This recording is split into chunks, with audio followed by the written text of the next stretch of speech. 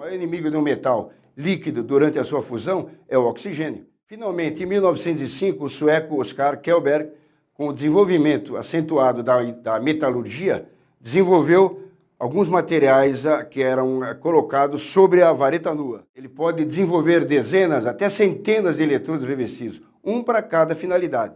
Por que não pegar a alma metálica nua, que faz parte do eletrodo revestido, que tem 300 ou 350 milímetros, e colocar a alma metálica em forma de fio contínuo, com dezenas ou até centenas de metros. Uma zona, uma onda de calor controlada e levada pelo operador.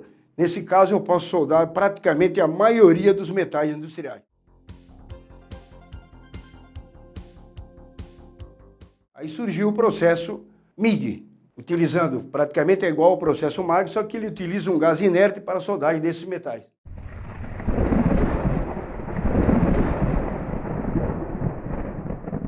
O raio é o primeiro arco elétrico que vemos desde criança.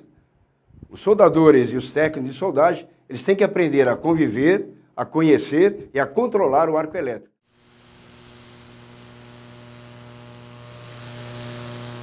O que é tensão? Volts, voltagem. O que é corrente? Amperes, amperagem, que você é conhecido tecnicamente como tensão elétrica, ou voltagem. O que é? É a força que empurra os elétrons através de um condutor. Vamos começar com a corrente alternada.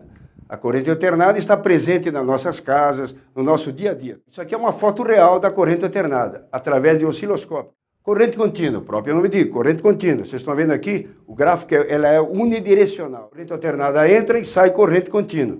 Logo depois surgiram os tiristores, que nada mais é do que um diodo controlado. É uma realidade de 20, 30 anos para cá. Eles ficaram compactos. Hoje em dia eu tenho inversores de 2, 3, 4 quilos. Eles utilizam o TRIAC e utilizam o GBT. Esse é o ponto alto. Todo o processo de solda, para nós conseguirmos entender um processo de solda, eu tenho que conseguir compreender isso aqui. Aqui está a base de todos os processos. É melhor de cobre do que de alumínio. Vejam bem, depende do projeto. Esse é o esquema do processo TIG, que significa TIG, tungstênio inerte gás. Ou seja, é um tungstênio protegido por uma cortina de gás inerte. Aqui é uma visão real do que é um arco TIG ionizado, resguardando aquela distância de 2, 3, 4, 5 milímetros. O arco ionizado é quando um gás se torna condutor de eletricidade. Aqui eu vou mostrar para vocês a maioria dos metais. Nós sabemos que o processo TIG solda praticamente todos os metais. O alumínio, corrente caracterizada para soldar o alumínio, ideal, corrente alternada. Por quê? A maioria dos elétrons sai do negativo em direção ao polo positivo. Aqui existe um choque.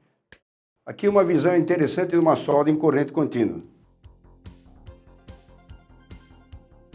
O processo TIG ele é facilmente controlável pelo operador, seja no sistema manual. Aqui agora nós iremos ver e rever as principais vantagens do processo TIG. Como nós já vimos, não precisa nem deve existir fluxo nem desoxidantes. O operador pode soldar na solda plana, na solda horizontal, vertical e também tranquilamente com uma solda sob cabeça. Porque uma máquina tão pequena consegue efetuar tanto tipos diversos de soldagem. Existem versões maiores, é lógico, dependendo da potência, mas é 5 quilos, 8 quilos, 10 quilos. Pela característica de ser um equipamento eletrônico, eu tenho um alto índice de estabilidade, tanto em corrente alternada como em corrente contínua. Ela rapidamente sai de AC e vai para DC.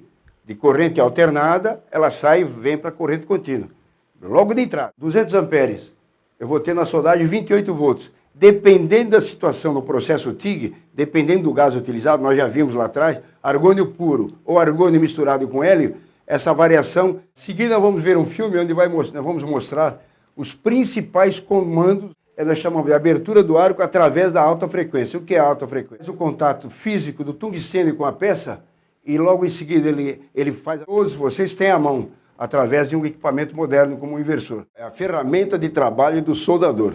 Por exemplo, ela fixa então os vários acessórios, podendo ser refrigerado ou com refrigeração natural. A mais usada no mundo inteiro é o modelo 26. O modelo 26, seguindo aquele raciocínio, 200 amperes em DC e 150 amperes em AC. A água gira aqui dentro, retorna para o circuito de refrigeração. Levar em conta que o ideal seriam 2 tochas, como uma ferramenta qualquer. Para cada aplicação, a tocha ideal. Agora vamos mostrar a vocês os principais acessórios que compõem e fazem parte da montagem de uma tocha TIG. Nós chamamos de a tecnologia do sistema Gas-Lens. Como é a montagem do Gas-Lens? O Gas-Lens o que é? Essa aceleração cria o aparecimento de microfeixes de gás, aumentando bastante, consideravelmente, com a mesma vazão de gás. Por exemplo, armazenar os acessórios, evitando a sua contaminação. Por isso nós temos box. Nesta aula veremos um item muito importante no processo TIG. O eletrodo de tungstênio.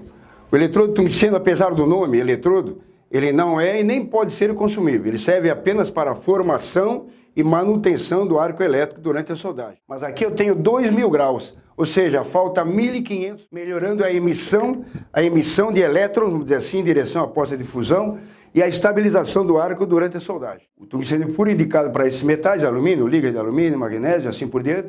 De uns anos para cá veio o desenvolvimento de um eletrodo novo, tungstênio com 2% de sério. Foi desenvolvido o eletrodo E3, o eletrodo especial também, para utilização em AC ou DC, que tem uma série de elementos de liga. E aqui mais ou menos um aspecto visual da penetração.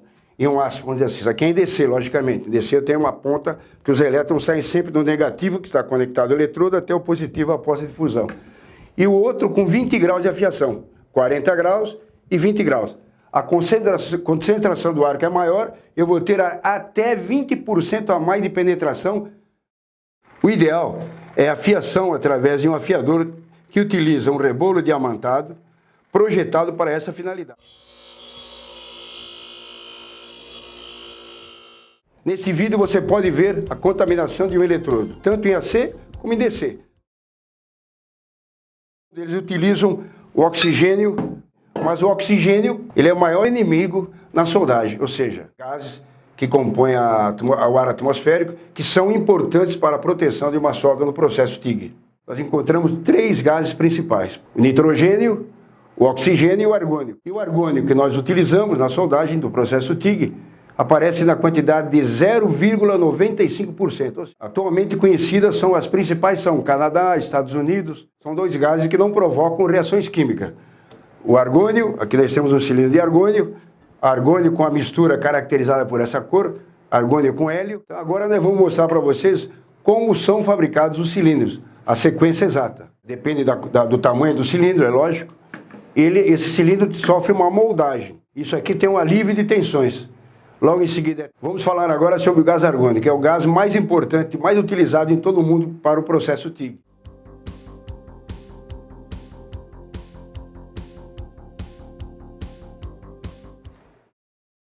Depende da espessura. Uma espessura grande, de repente 15 milímetros, 20 milímetros, o que nós chamamos de reguladores de pressão ou reguladores de gás.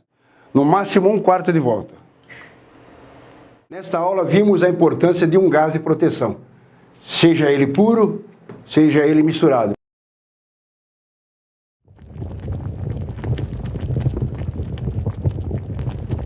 No centro do planeta Terra existe uma área líquida, com altíssimas temperaturas. Nessa aula de metalurgia nós vamos ver vários assuntos interessantes. Por exemplo, a metalurgia básica, minério. Tudo começa com ele, com o minério. E a metalurgia? A metalurgia é a ciência, é uma ilustração de 3, 4 mil anos atrás. São os primeiros metalúrgicos, os primeiros metalurgistas, como assim, vamos falar assim. Por exemplo, o minério é encontrado na natureza com pequenas porcentagens de carbono e outros metais formam o aço. O alumínio ele vem a partir da bauxita. A bauxita é um mineral que contém o óxido de alumínio, que são os famosos elementos de liga. O que são os elementos de liga, como nós já vimos? O que acontece quando eu faço essa mistura? Por exemplo, eu obtenho maior dureza, 25, 30 graus, ele é sólido. Ele conduz calor, uns mais do que outros. Tem uma porcentagem até 2% máximo de carbono. Aqui nós podemos ver o carbono. A maioria dos metais são não ferrosos. Por exemplo, o cobre, o níquel, essa ZTA, ozona termicamente afetada, que é essa parte em vermelho, grandes espessuras ou grandes massas metálicas também, o pós-aquecimento é importante. Onde que são fundidos, são purificados, são adicionados elementos de liga para conseguir o metal que eu quero.